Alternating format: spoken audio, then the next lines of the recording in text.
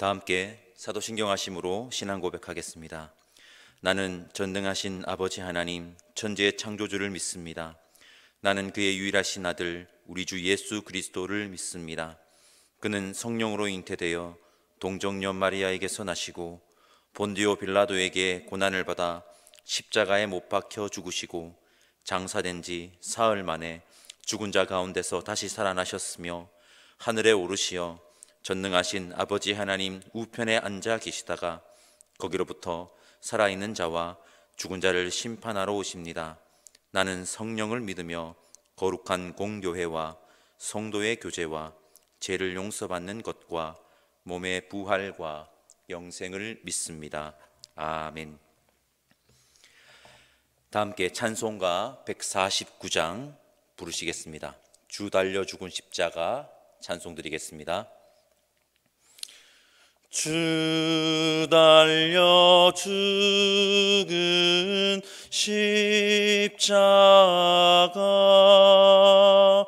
우리가 생각할 때에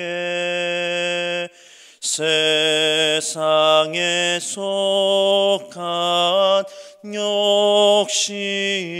욕심을 헛된 줄 알고 버리네. 죽으신 구주 밖에는 자랑을 말게 하소서. 보혈의 공로 힘입어 교만한 마음을 버리네. 못 박힌 손발 보니 큰 자비 나타내셨네.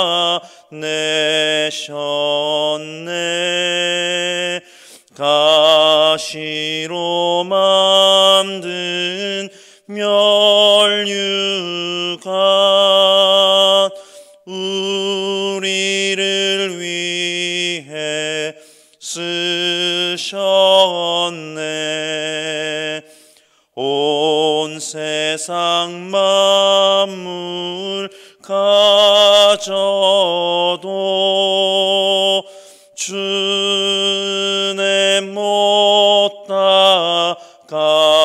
갚겠네. 놀라운 사랑 받은 나 몸으로 제물 삼겠네.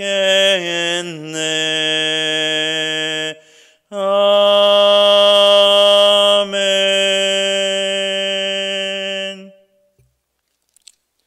이 새벽 우리에게 주신 하나님의 말씀은 이사야 53장입니다. 이사야 53장 말씀 받들어 읽겠습니다. 우리가 전한 것을 누가 믿었느냐? 여호와의 팔이 누구에게 나타났느냐?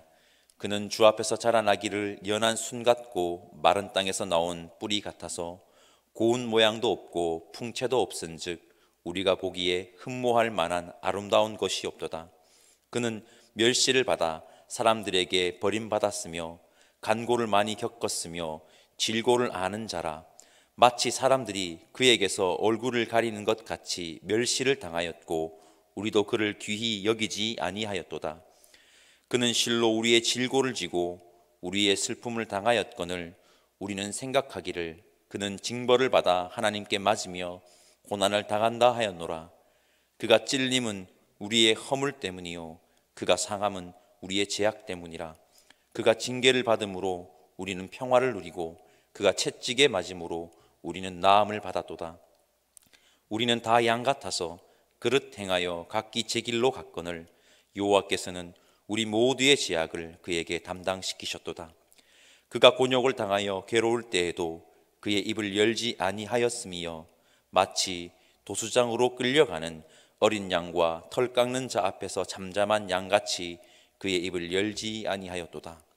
그는 곤욕과 신문을 당하고 끌려갔으나 그 세대 중에 누가 생각하기를 그가 살아있는 자들의 땅에서 끊어짐은 마땅히 형벌받을 내 백성의 허물 때문이라 하였으리요. 그는 강포를 행하지 아니하였고 그의 입에 거짓이 없었으나 그의 무덤이 악인들과 함께 있었으며 그가 죽은 후에 부자와 함께 있었도다. 여호와께서 그에게 상함을 받게 하시기를 원하사 질고를 당하게 하셨은즉 그의 영혼을 속건 제물로 드리기에 이르면 그가 씨를 보게 되며 그의 날은 길 것이요 또 그의 손으로 여호와께서 기뻐하시는 뜻을 성취하리로다. 그가 자기 영혼에 숭고한 것을 보고 만족하게 여길 것이라. 나의 의로운 종이 자기 지식으로 많은 사람을 의롭게 하며 또 그들의 죄악을 친히 담당하리로다.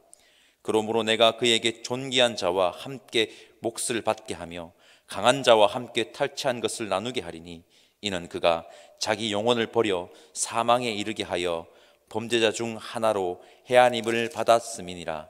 그러나 그가 많은 사람의 죄를 담당하며 범죄자를 위하여 기도하였느니라. 아멘. 오늘 본문 이사야 53장을 읽으면 떠오르는 분이 있습니다. 누구십니까? 예수 그리스도입니다. 너무나도 당연합니다. 구약에는 예수 그리스도를 예언하는 구절들이 많습니다. 그중 단연체고는 이사야 53장입니다. 이사야 53장의 예언은 분명 예수 그리스도를 가리키고 있습니다. 이사야 53장을 묵상하고 처음 든 생각이 이것이었습니다. 구약을 경전으로 여기는 유대인들은 이사야 53장이 있는데 왜 예수 그리스도를 믿지 않지? 예수님을 믿지 않지? 이사야 53장이 분명 예수님을 가리키고 있는데 왜 그들은 예수님을 믿지 않는지가 처음 드는 생각이었습니다. 그 질문은 제가 유대인들에 대해 잘 모르는 무지함에서 온 질문이었습니다. 관련하여 정보를 좀 찾아보았습니다. 유대인들에게 중요한 성경은 구약입니다. 그들은 예수님을 메시아로 믿지 않으니 신약을 성경으로 여기지 않습니다. 유대인들은 구약 중에서도 특히 토라, 즉 모세 오경을 중요하게 여깁니다. 유대인들에게 여러분 하프타라라는 책이 있습니다. 하프타라는 하프타라는 예언서들 가운데 일부를 발췌하여서 만든 것입니다. 유대 랍비들이 자기들 기준으로 예언서 중에서 토라의 정신에 합당한 구절들만 취사 선택하여 만든 것입니다. 질문입니다. 하프타라에 이사야 53장이 있을까요? 당연히 없습니다. 유대인들에게 복음을 전할 때 이사야 53장을 많이 읽어준다고 합니다. 유대인들에게 이사야 53장을 읽어주면 신약을 왜 주느냐고 우리는 신약을 믿지도 않고 예수님을 메시아로 믿지 않는다고 반감을 크게 가진다고 합니다.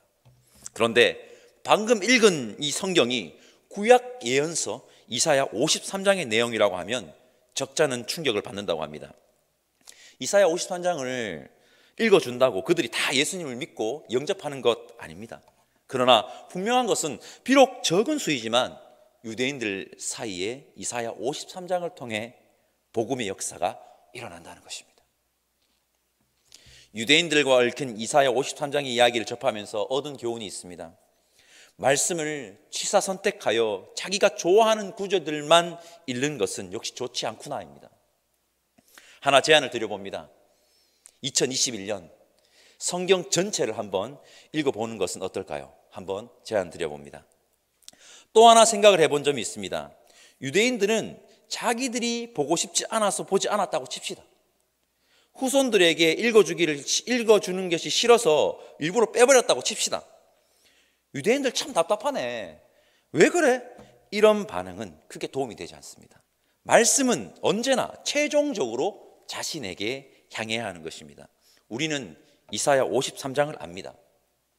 이사야 53장의 예언이 예수 그리스도를 가리킴을 알아 찬양으로도 부르고 암송도 많이 합니다.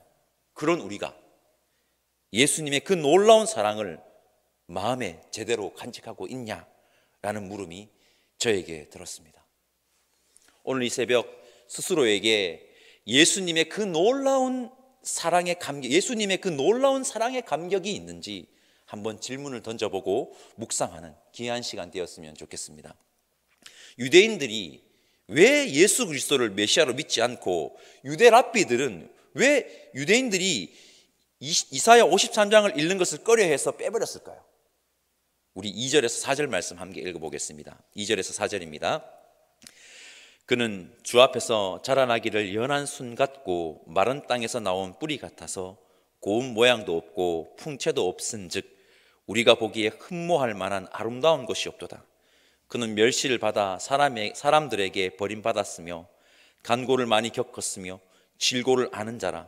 마치 사람들이 그에게서 얼굴을 가리는 것 같이 멸시를 당하였고 우리도 그를 귀히 여기지 아니하였도다. 그는 실로 우리의 질고를 지고 우리의 슬픔을 당하였거늘 우리는 생각하기를 그는 징벌을 받아 하나님께 맞으며 고난을 당한다 하였노라. 아멘. 예전에 어느 목사님에게 이런 말을 들은 적이 있습니다. 예수님의 매력이 무언지 아냐고. 예수님의 매력은 매력 없음이라고 하셨습니다. 매력 없음의 매력이 예수님의 매력이라고 하셨습니다. 유대인들에게 예수님은 너무나도 매력이 없었습니다. 무력한 모습의 예수가 메시아일 리가 없다고 여겼고 지금도 그렇게 여기고 있습니다. 그런데 이사야 예언자는 분명히 예언하고 있습니다. 그분이 메시아라고 말합니다. 그 메시아는 정확히 예수 그리스도를 가리키고 있습니다. 흠모할 만한 모습이 하나도 없었던 그 예수님이 우리의 구원자이며 온 인류의 참 희망입니다. 그분께서 우리의 죄 때문에 그 길을 걸으셨습니다. 5절 말씀 함께 읽어보겠습니다. 5절입니다. 그가 찔림은 우리의 허물 때문이요 그가 상함은 우리의 죄악 때문이라. 그가 징계를 받음으로 우리는 평화를 누리고 그가 채찍에 맞음으로 우리는 나음을 받았도다. 아멘. 신학교 시절 이런 이야기가 신학생들 사이에서 회자되면서 논란이 되었던 일이 있습니다. 정확히 어느 교회인지 기억이 나지 않지만 어느 교회 담임 목사 청빙 공고 조건에 키가 175인가 178인가 그 이상이라는 이 조건이 청빙 조건에 있는 것이 있었습니다. 아마 175인 것 같습니다. 이것은 신학생들 사이에서 큰 논란이 되었습니다. 그때 동료 신학생들에게 너무 어이가 없어서 우스갯소리로 나는 키가 넘어서 다행이다라고 한 기억이 있습니다. 이게 무슨 회개망측한 조건입니까? 우리의 모습을 한번 돌아봅시다. 우리가 그분 때문에 평화를 누리고 나음을 받았음에도 불구하고 너무나도 매력적인 것들에 매료되어 있지는 않습니까? 우리의 죄를 담당하기 위해 비천함에 처하기까지 하신 그분에게 세상의 매력적인 것들을 달라고 저러고 있지는 않습니까? 그것도 주지 못하는 그분이 구원자일 리 없다고 의심하기까지 하지 않습니까?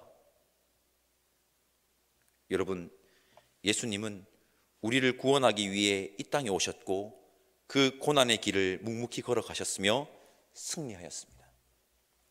이 새벽 다시 한번 마음에 새기는 저와 여러분 되시기를 간절히 바랍니다. 7절 말씀 우리 함께 읽어보겠습니다.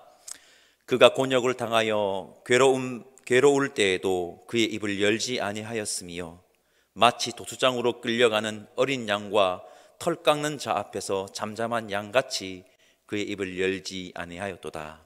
아멘. 이 구절을 묵상하면서 떠오른 단어는 바로 침묵입니다. 침묵.